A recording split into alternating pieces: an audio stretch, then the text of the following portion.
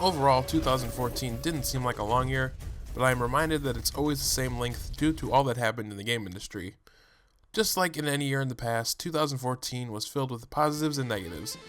I feel that a review of some of both is healthy to start off this year. So here are the Ostracized Gamers' top 5 ups and downs of 2014. Included in my list will be one game and the rest moments I thought to be important this year. I'm always one to prefer getting bad news out of the way first, since it makes the good news so much more satisfying to hear. Let's begin. The first down that 2014 had to offer was from the game Sonic Boom.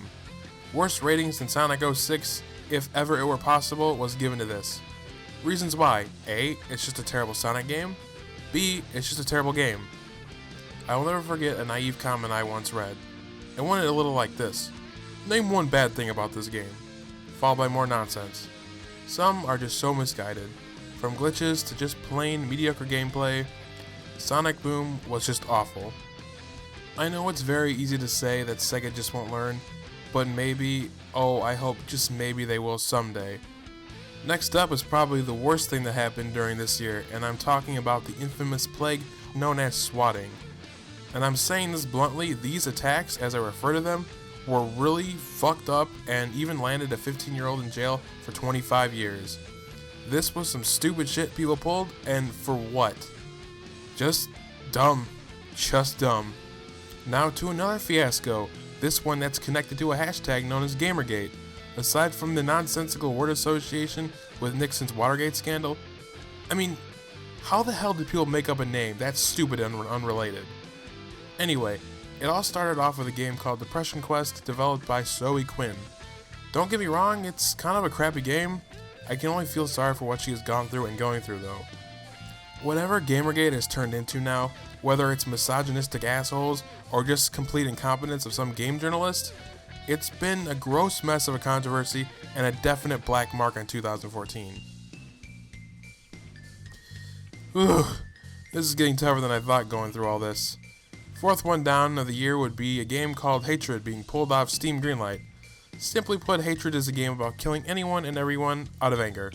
Now, I would never in my life play or back this horrific and morally questionable game, but erasing it from Steam is a serious breach in freedom of speech. Such an action is pretty much unconstitutional and is just not fair for the developers at all. Steam, we all love the sales, but this gave me a bad taste in my mouth.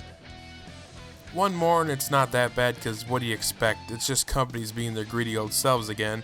I am referring to how Ubisoft and Activision handled their biggest launches of 2014. Ubisoft's Assassin's Unity and Watch Dogs both had many bugs and shortcuts that made them seem cheaply developed. Activision had Destiny screw over Xbox players who were there for Bungie since Halo, and turned a game that was supposed to be about exploring vast planets into mostly farming. Both publishers also took great lengths to overhype these games too. What a disappointment they turned out to be. Even Martin O'Donnell got fired from Bungie, and I don't even know why. That's all, I'm pretty flustered right now, so let's move on to some good things. Ooh, wow, my head's actually starting to hurt while I'm recording this. Now that we have that out of the way, it's time for the top 5 ups of 2014. And first on the list is the release of the indie game by Double Fine titled Hack and Slash. A game that was very reminiscent of Zelda, but completely unbeatable unless you hack the game using a pseudo reprogramming system as the main game mechanic. Hack and Slash is pretty much the most meta a game can get. Sure, it launched with just a few bugs, but its concept made it one of the best games of 2014. Now this next one may start off a bit sad, but bear with me please. Everyone was stricken with grief when the news of Robin Williams' passing spread. I think most of us are aware of his passion for video games as well. Yeah, sure, he is gone, but his spirit will live on through his movies and planned during 2014 video game tributes. I'm of course talking about Robin the Genie in the Warlords of Draenor expansion, and I'm also talking about the statement released by Nintendo for a potential tribute in the next Zelda game. These tributes are really a beautiful thing, and when I found out about them, it gave me tears of joy. Third up of the year, and I think it's rather important, was the revival of the Video Game Awards. Remember the VGX? Ugh, what a mainstream reach-around fest it turned into. Jeff Keighley had enough of that and fully backed up the simply named Game Awards. He helped make the new awards show way more gamer-focused without the bullshit. Major respect, Jeff. You did us a grand service in 2014. Thank you. I don't think people will forget this one. Twitch Plays Pokemon, the social experiment turned phenomenon. With a grand total of 1.16 million participating viewers, I am still speechless looking back on it. Despite the trolls and the other ones who wanted it to fail, we still beat it. Pokemon Red was destroyed in a shocking 16 days, 9 hours, 55 minutes, and 4 seconds. When I heard that news, my faith in humanity, namely the gaming subculture, even if for a little bit, was restored. Last and certainly not least, one of the best parts of 2014 were all the video game memes. Every year has its countless memes, I know, but this last year had so many good ones, from the Luigi Death Stare to Praise Lord Helix and Final Fantasy 15 car driving.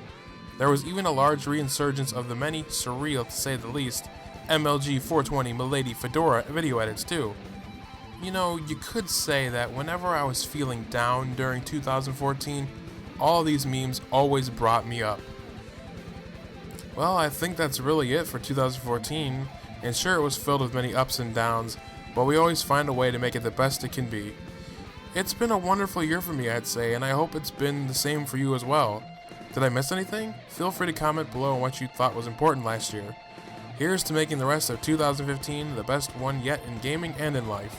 Happy late New Year to you all, and may Helix be with you. Stay tuned. Very tightly taped here.